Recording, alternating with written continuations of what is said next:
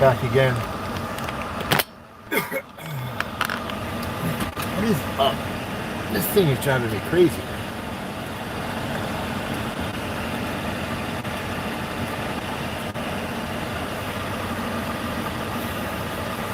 Our little thing.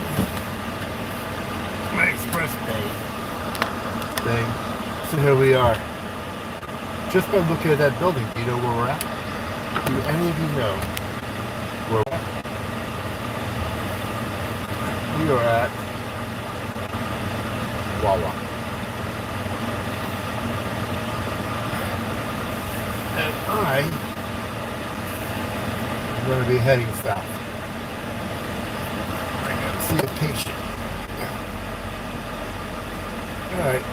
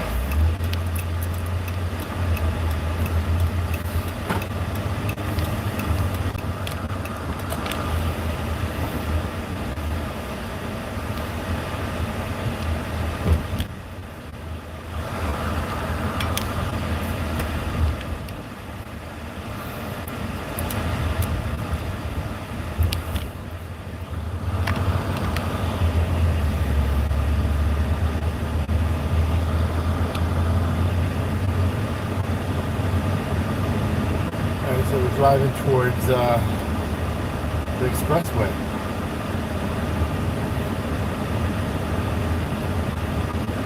Gotta head south to my patient. Someone's watching. We are about to get on the expressway, which borders the Everglades. So in about a couple of minutes, we'll be, you'll see where the beginning of the Everglades is. If you make a U-turn right here and head the other way, in about 30 minutes, you'll be on the beach. You'll be on the beach. We'll be on Fort Lauderdale Beach.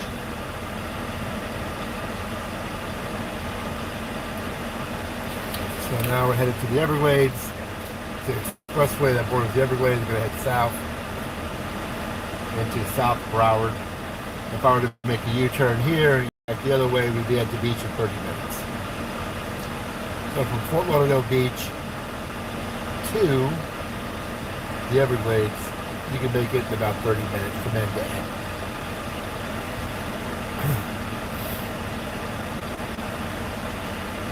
This is one of the roads before Google Maps and all those other different things. People pull over and they go, hey, how do I get to the beach? And I'd say, see that road right there? Get on that road and drive. Drive east. Head that way until you hit the beach. It's going to take you a while, maybe 30 minutes, but keep on going. You'll run right into the ocean. Go get a good look. My phone's kind of moving.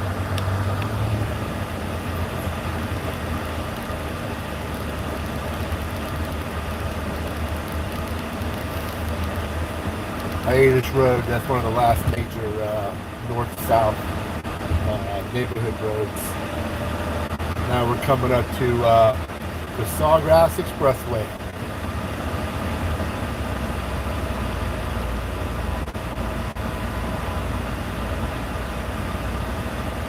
So if I were to go north right here, it says Orlando. go north about 20 minutes. You hit the Florida Turnpike. You make a left. You merge on going north. And in about 2.5 hours, you're in Disney World, man. 2.5, 3 hours, you'll be at Disney. I've had people ask me, oh, so you must go to Disney World all the time. Not really. When I was younger, I did. Me and my friends used to go quite a bit. Almost a month. We used to go basically almost once a month. And it was a lot cheaper too. Now it's like insane. I mean, I think it is. It's a couple $100 to get in. Can you imagine if you're a family of four?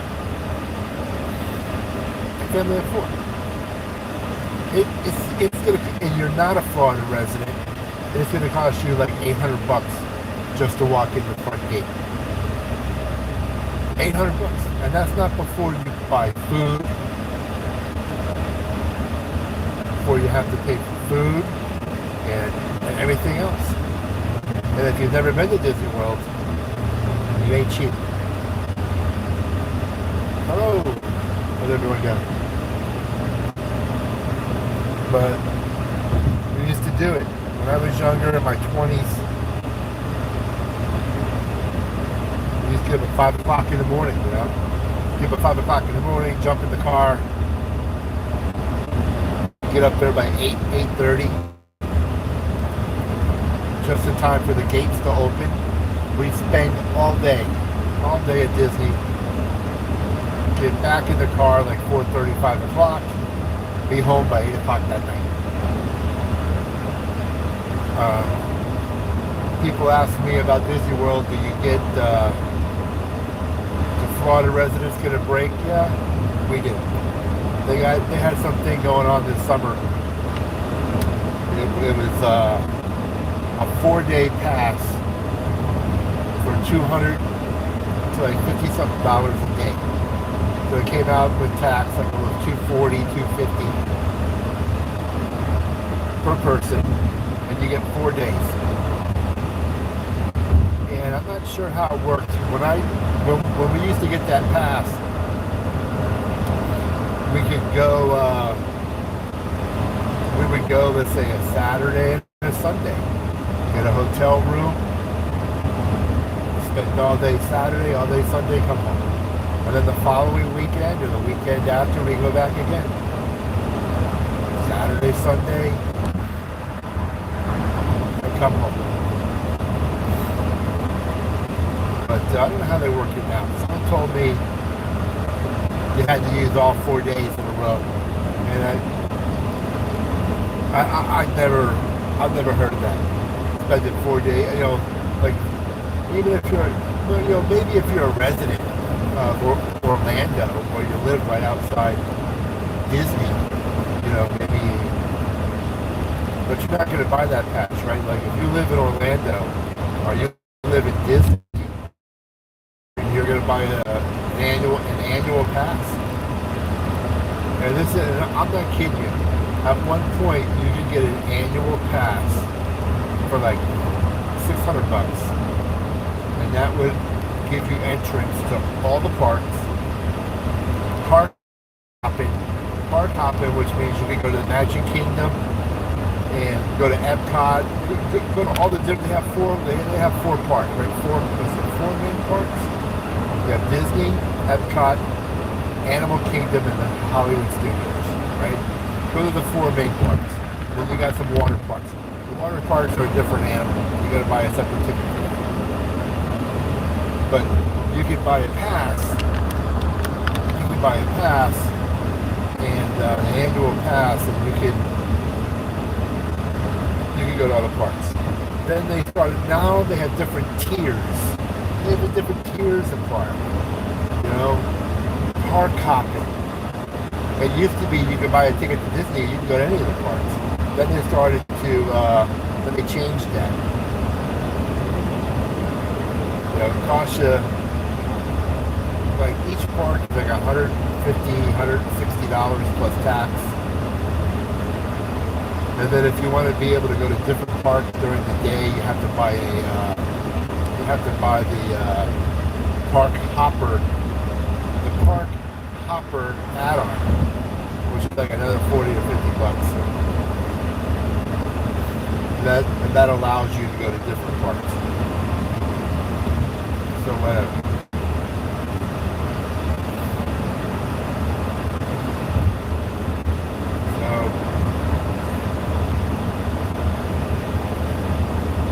That's that.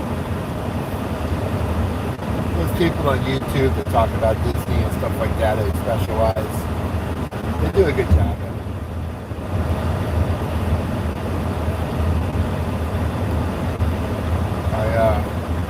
I do. I watch a lot of YouTube. I watch the creators who have actual shows.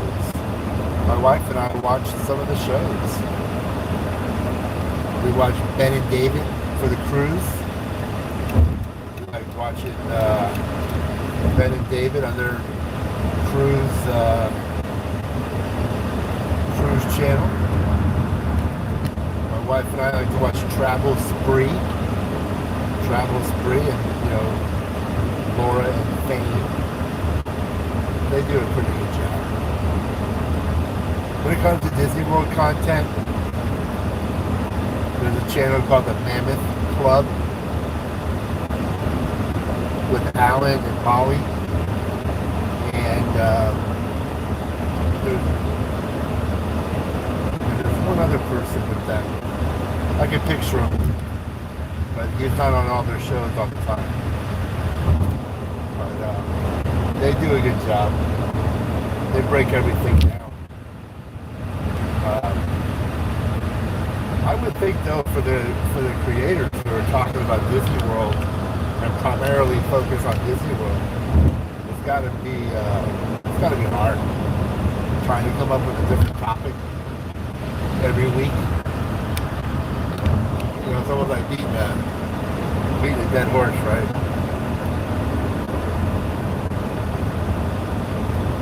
The problem is,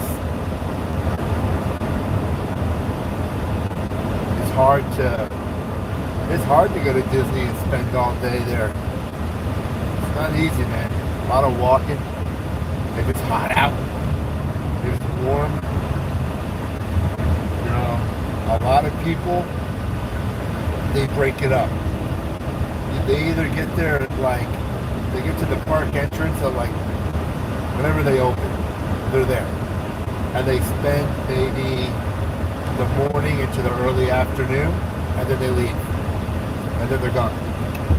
And then you have the crowd that gets there at 1 or 2 o'clock in the afternoon and spend the evening into the night.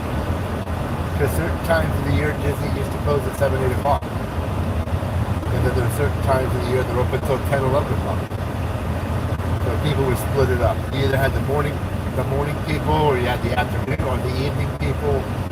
And then you had the people that go there in the morning, stay all afternoon. Stay until the 1 or 2 o'clock. Then go back to the hotel, go in the pool, take a nap or something, they get dressed, and they go back. They go back for the evening.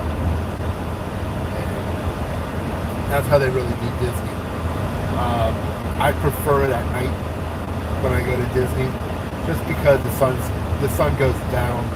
It's a little cooler. It's really pretty cool when it's all lit up.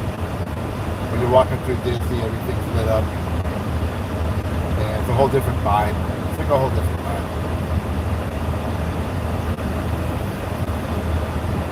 So, I like the nighttime. And depending what time you go, it can be cold. Disney's great for the holidays, right? They do everything up, make everything look cool.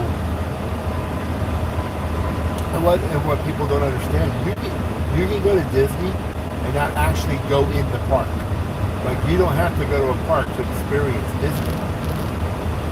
What we do once in a while, we do what they call the monorail crawl. So we'll make lunch reservations or breakfast reservations at one of the 3 hotels that's on the monorail loop, either the Polynesian, the Grand Floridian. We'll make dinner, we'll make breakfast or lunch reservations there. So when you get to the front gate, you just tell them, hey, I got reservations for lunch. You just show them a copy of your reservation, and they let you in, right? So you go to the Polynesian or the Contemporary, you park and you go in, and you have a meal, and then you jump on the monorail, and you go sightseeing. So you might go to the Polynesian, right? So you're at the Polynesian, you have lunch, you walk around the gift shop, you walk around outside, you see what's going on. You sit in the lobby, you do some people watching, and then when you're ready, you jump on the monorail. And the next stop would be the Grand Floridian. You go there, which is really nice, especially in the holidays. You got all the Christmas trees, Christmas trees that are like 60 feet high, put together with a crane, and you get to check all that out. You go to the gift shop there, you do some sightseeing, same thing, you walk the grounds, take pictures, and then when you're ready, jump back on the monorail. It takes you through takes you to where you would get off to go into the Magic Kingdom, and you can see that it's like sightseeing trip right to the monorail. And sometimes you don't even have to get off the monorail; you can just keep going round and round and round and round.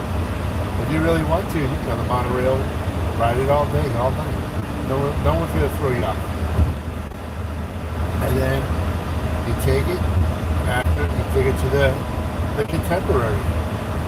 You get off, same thing. You do the sightseeing. Walk the grounds, and then what you can do when you get from any of those hotels, you get on their bus transportation. They're not going to ID you to see if you're a hotel resident. They don't need that. You go out there and you say, hey, I want to take. They have bus stops, and you go to the I'm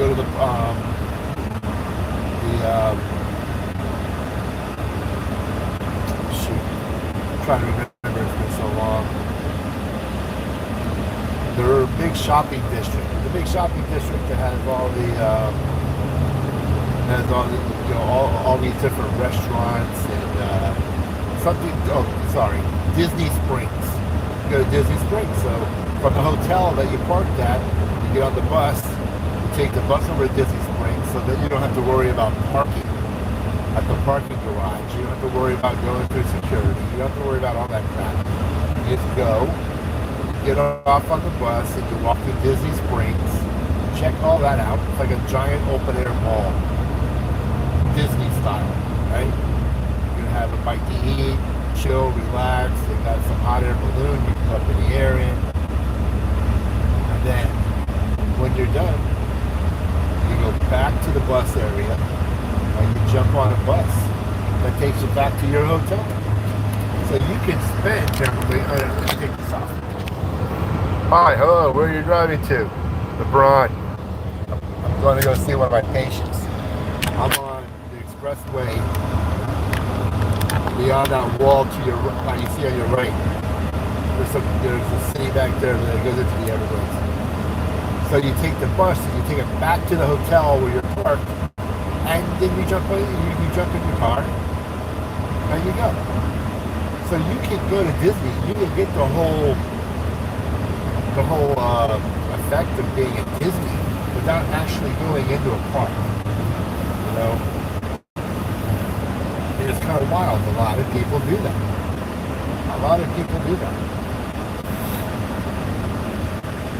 The Grand Floridian is like an old, it's a hotel. It's like, I think it's their most expensive hotel at Disney. So it's pretty cool. I have a lot of pictures of it, but they used to get people who live up in that area. They dress. These people would dress like it's the 1800s. I think that's the theme of the hotel. Where you had these local retirees that would dress up like it's the 1800s or something. And they would go there and sit in the lobby all day. They'd actually just sit in the lobby and just, that was their whole day. They would drive, valet park, or self-park, go in. There'd be a group of 3 or 4 people, and they would just sit there. And over the years, every time we went up there, we would see them sitting there. It got to the point that we thought they were, employees. But then we found out that no, they were just local retirees who like to come there, dress the part, and hang out.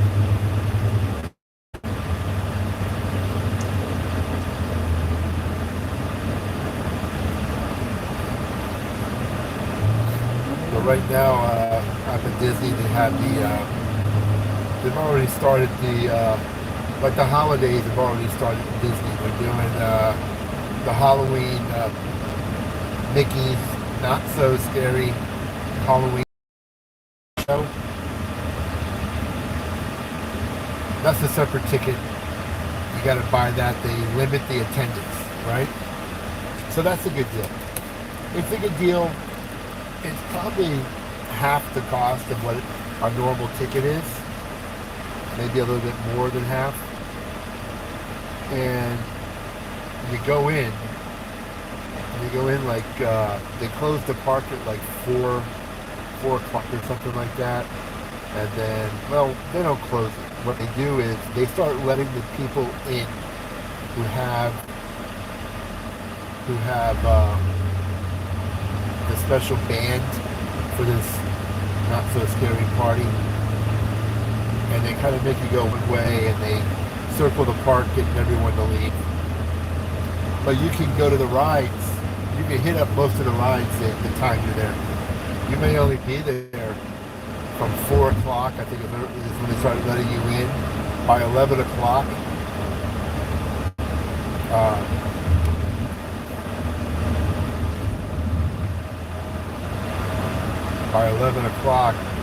it's over. But you can hit all the rides. They limit the attendance. You can go on Space Mountain. You can go on Big Thunder. You can go on the Seven Dwarfs train ride. You know, Big Thunder Mountain Railroad, Tiana's Splash Adventure, whatever that is now. Used to be Splash Mountain. Now it's called something else. You can do all the rides, and normally you don't even have to wait. Pirates of the Caribbean.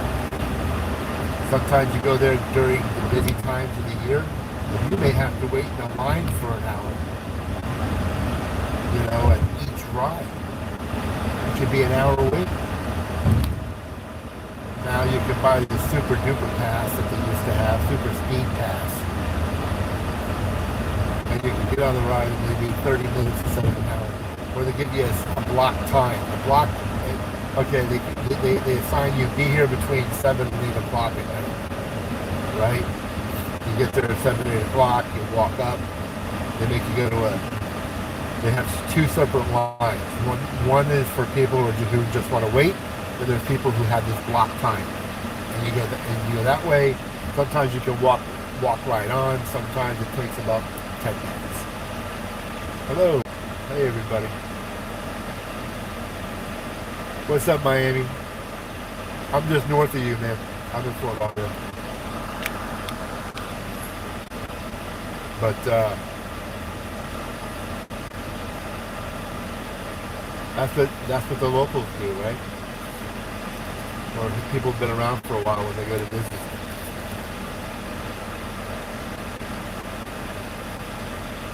Other than that, they've got very many attractions. I went on an airboat ride for the first time.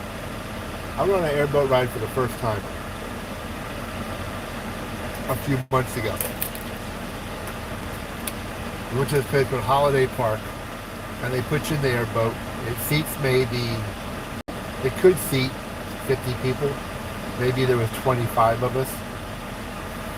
So we get in the bench seats, and there's freaking water in the boat.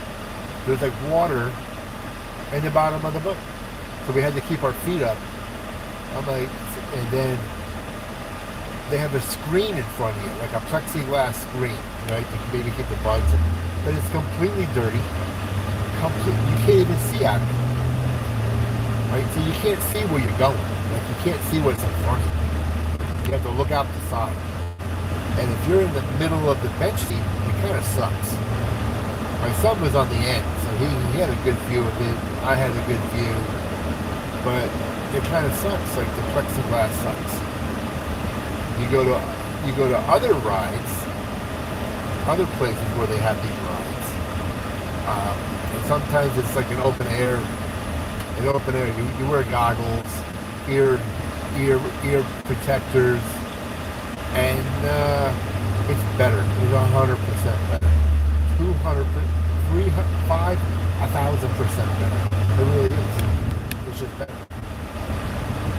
You know, you're whipping through there at 40, 50 miles an hour through the sawgrass. It's like being on a thrill ride because you're going through the sawgrass. You don't know if you're going to hit something, not hit something. These things go over, you know, they're in the water. They can go over in shallow water. I see people go over like little mud flats, scoot across the mud flats. So that's pretty wild.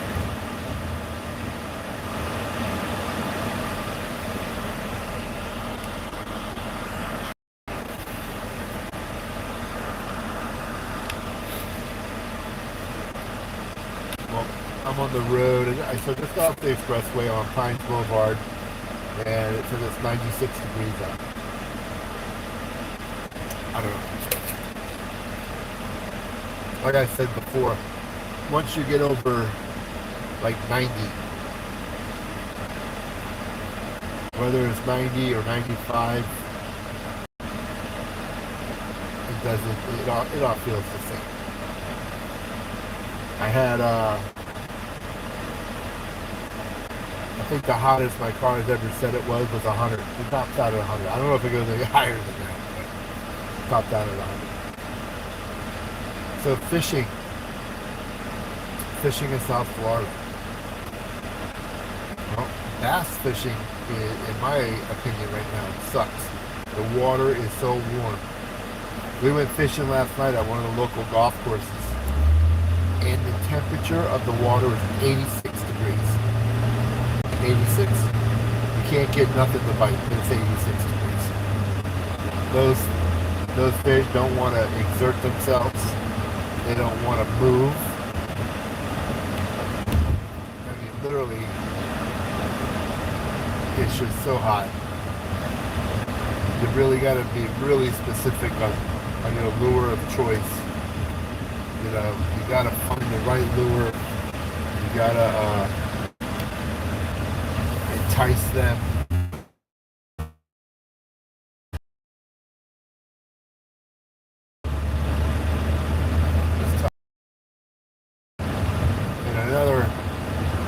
Another couple months, probably like another month. When October hits, in my opinion, when October hits, the water, you know, the humidity goes down, the water temperatures start dropping.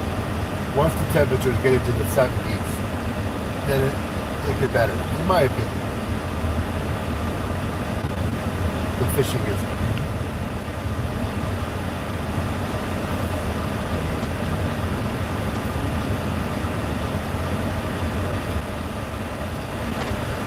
Anybody own cryptocurrency? Bitcoin's crashing. But that's typical, right? We've seen it go all over the place. Very volatile.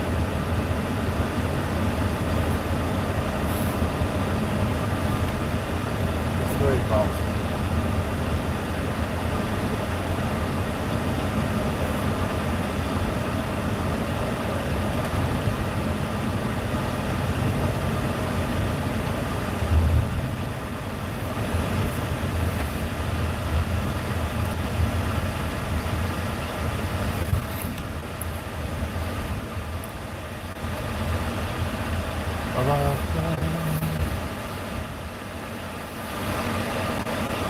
my phone, my cradle keeps moving around. No matter how much I tighten, it keeps moving around. So I'm gonna.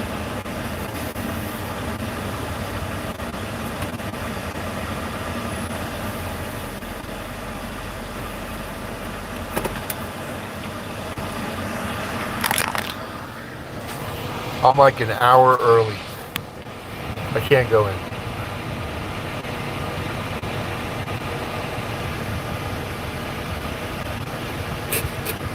I can't go in. The temperature 94 in the shade. 94 in the shade, man. I'm gonna plug my phone in.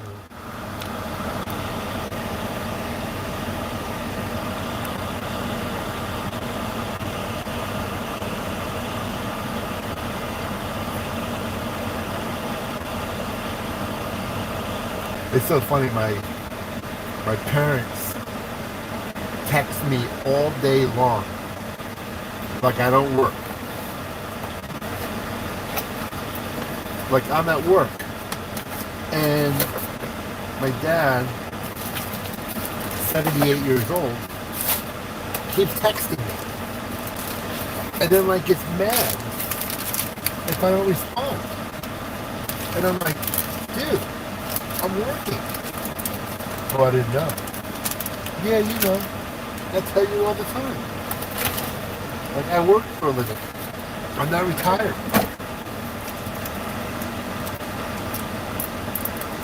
But it never works. Never works. No matter how much time, how many times. I tell them. Anybody gonna watch football this weekend? The Dolphins are playing the Jaguars. In-state clash. I don't know nothing much about the Jaguars. I know they got that quarterback. What's his name? The kid that played at Clemson. Signed a big contract. But we'll see about the Miami Dolphins. Big expectations. Every year it's big expectations. And they don't go nowhere.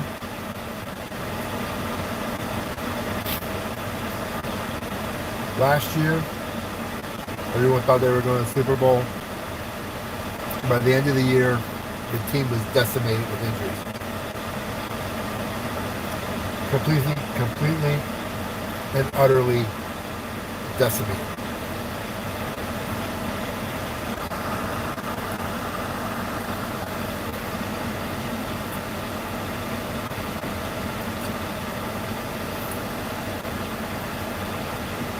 See what else. Alright, I'm going to sign off for a minute. I have to get my act together. See you soon.